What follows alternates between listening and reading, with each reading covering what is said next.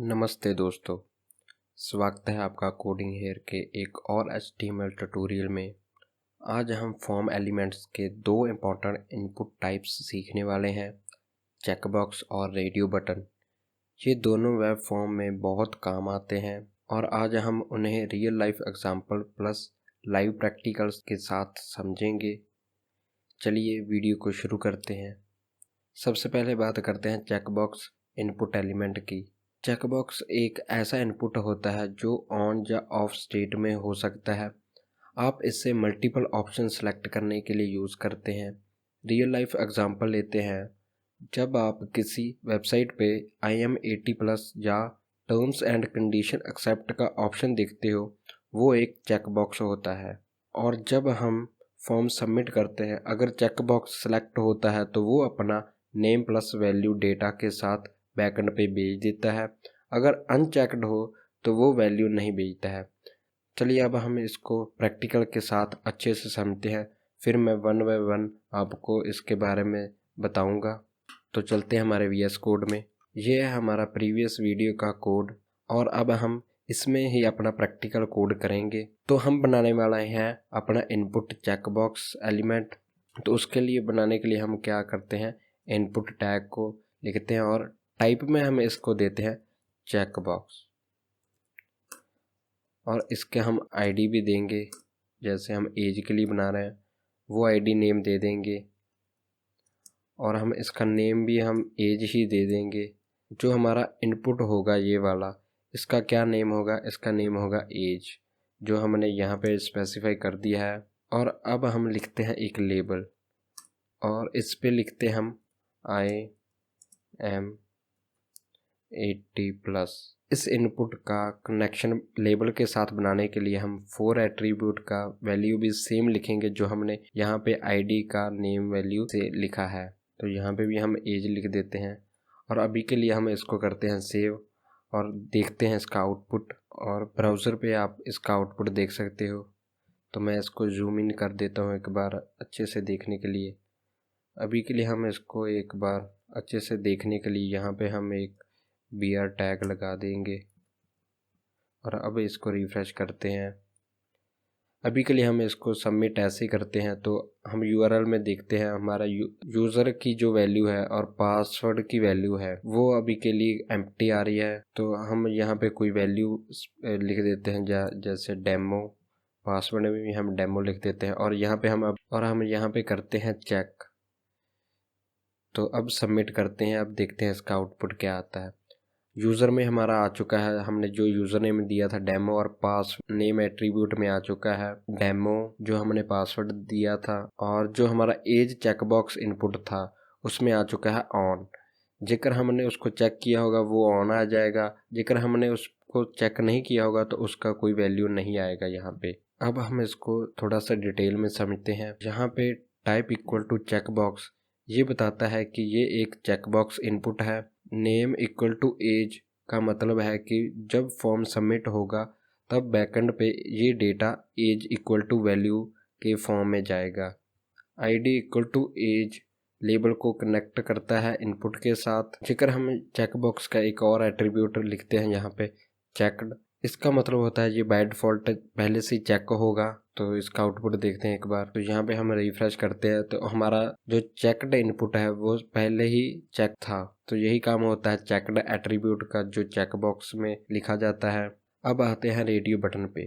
Radio button तब use होता है जब हमें मल्टीपल ऑप्शन में से एक सेलेक्ट करना हो।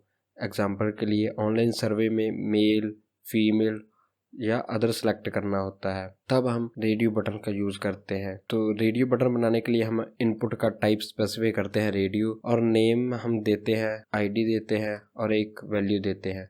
इन सबको हम वन बाय वन समझेंगे और हम एक लेबल देते हैं जो ये बताता है इनपुट किसके लिए है। तो चलिए अब हम चलते हैं हमारे VS कोड में और इसको अच्छे से समझते हैं। यहाँ पे हम मल्टीपल रेडियो बटन्स क्रिएट करने वाले हैं। तो इसके लिए हम इसको पहले एक ग्रुप कर देते हैं डिव एलिमेंट में। रेडियो बटन बनाने के लिए हम इनपुट टैग यूज़ करते हैं और इसका टाइप देते हैं हम रेडियो और हम नेम एट्रीब्यूट लिखते हैं और इसमें वैल्यू देते हैं फ्रूट और ID में हम देते हैं एप्पल। इसका हम लेबल लिखते हैं। पहले लेबल के 4 एट्रीब्यूट में सेम वैल्यू देंगे आईडी की, तो यहाँ पे भी हम लिखेंगे एप्पल, और लेबल में भी हम लिखेंगे एप्पल जो शो होगा वहाँ पे। अभी के लिए हम इसको सेव करते हैं और देखते हैं इसका आउटपुट। और यहाँ पे हमारा आ चुका है रेडियो बटन, और यहाँ पे हम इसको सेलेक्ट कर सकते हैं। और अभी हम इसको सबमिट करते हैं तो देखते हैं इसका क्या आउटपुट आता है। यूआरएल में आप देख सकते हो फ्रूट, हमारा जो नेम हमने स्पेसिफाई किया था ऑन इसलिए आया है क्योंकि हमने उसको चेक किया था, मतलब सेलेक्ट किया था। मल्टीपल रेडियो बटन्स बनाने के लिए हम इसको कॉपी पेस्ट कर देते हैं और फिर इन सब की वैल्यू को चेंज कर देंगे। तो यहाँ पे हम सभी का इनपुट टाइप तो रेडियो रहने देंगे और नेम भी हम सेम रहने देंगे। तो जब हम नेम सभी रेडियो बटन के सेम रहने देते हैं तो उसका मतलब है हम इनको ग्रुप कर रहे हैं। जो नेम एट्रीब्यूट होता है वो इन सबको ग्रुपिंग करने के लिए यूज़ होता है। आईडी को हम चेंजेस करेंगे और यहाँ पे हम लिख देंगे मैंगो, और इसको कॉपी करके यहाँ पे भी पेस्ट कर देंगे और यहाँ पे भी पेस्ट कर देंगे, और इसका भी नेम वैल्यू सेम रहने देंगे, नेम फ्रूट। और यहाँ पे आईडी को चेंज करेंगे, यहाँ पे हम लिखेंगे बनाना, यहाँ पे भी हम लिखेंगे बनाना, और यहाँ पे भी हम लिखेंगे बनाना। और अब इसको करते हैं सेव। अब देखना है इसका आउटपुट क्या होता है। यहाँ पे लेस देन का सिंबल रह गया था। अब इसको सेव करते हैं। अब देखते हैं इसका आउटपुट। यहाँ पे हम लिखते हैं पी टैग और यहाँ पे लिखते हैं सेलेक्ट फ्रूट, और इसको सेव करते हैं। अब इसका देखते हैं आउटपुट। और यहाँ पे हम अब सिलेक्ट करते हैं एप्पल को। जिक्र मैं कोशिश करूँगा मैंगो भी सिलेक्ट हो, तो ये पॉसिबल नहीं होगा। ये क्यों पॉसिबल नहीं हो रहा? क्योंकि हमने यहाँ पे सभी का नेम वैल्यू सेम रखा है। इसका भी नेम वैल्यू सेम है, इसका भी सेम है, और इसका भी नेम वैल्यू सेम है। तो मैंने पहले भी आपको बताया था जो नेम एट्रीब्यूट होता है वो इनको ग्रुपिंग करने के लिए होता है। क्योंकि हम रेडियो बटन को क्रिएट इसलिए करते हैं क्योंकि हम मल्टीपल ऑप्शन में से किसी एक ऑप्शन को सिलेक्ट करने के लिए। जिक्र मैं यहाँ पे नेम वैल्यू चेंज कर देता हूँ। अब इसको करते हैं सेव और अब करते हैं रिफ्रेश।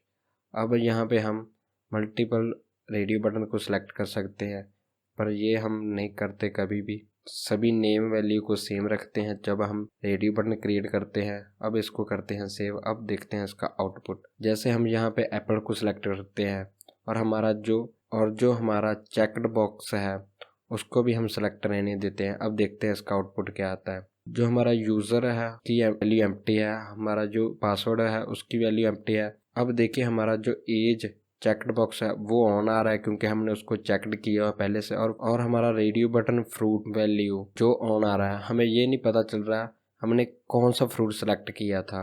इसको हम बैकएंड में पास करने के लिए यहाँ पे हम देते हैं एक वैल्यू एट्रीब्यूट, और वैल्यू एट्रीब्यूट में हम देंगे यही वाली सेम वैल्यू यहाँ पे, और सेम यहाँ पे भी हम करते हैं वैल्यू एट्रीब्यूट लिखते हैं, और यहाँ पे हम लिखते हैं मैंगो,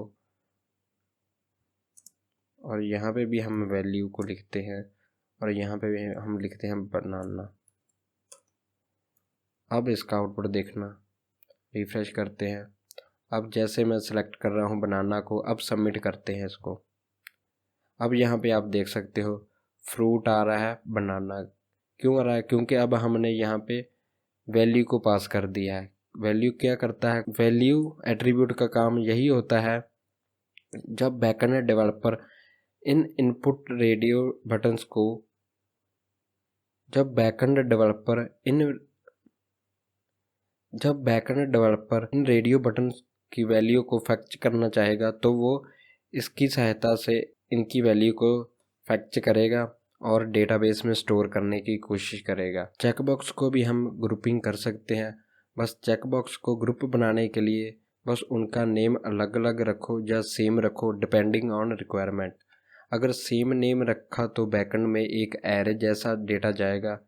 रेडियो बटन्स में सेम नेम होने से एक ही सिलेक्ट होता है। ये ग्रुपिंग का काम सिर्फ नेम एट्रीब्यूट करता है। जब हम रेडियो बटन में नेम का वैल्यू सेम रखते हैं तो यहाँ पे एक ही सिलेक्ट होता है, और हम चेक बॉक्स में नेम का वैल्यू सेम रखते हैं तो हम मल्टीपल को सिलेक्ट कर सकते हैं। बस यही डिफरेंस होता है रेडियो बटन और चेक बॉक्स में। अब आपके लिए एक टास्क है, एक फॉर्म बनाओ जिसमें I agree to terms and condition का चेक बॉक्स हो, डिफ़ॉल्ट अनचेक्ड हो। सेकंड, फेवरेट फ्रूट सेलेक्ट करने के लिए 3 रेडियो बटन्स हों, सबमिट बटन हो।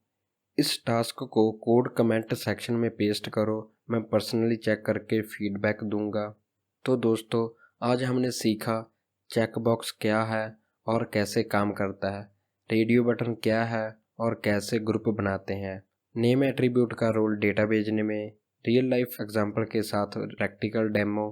अगर वीडियो पसंद आई हो तो लाइक ज़रूर करें, कमेंट में अपना टास्क शेयर करो, चैनल को सब्सक्राइब करो और वीडियो को अपने दोस्तों के साथ शेयर करो। मिलते हैं नेक्स्ट वीडियो में। Happy coding.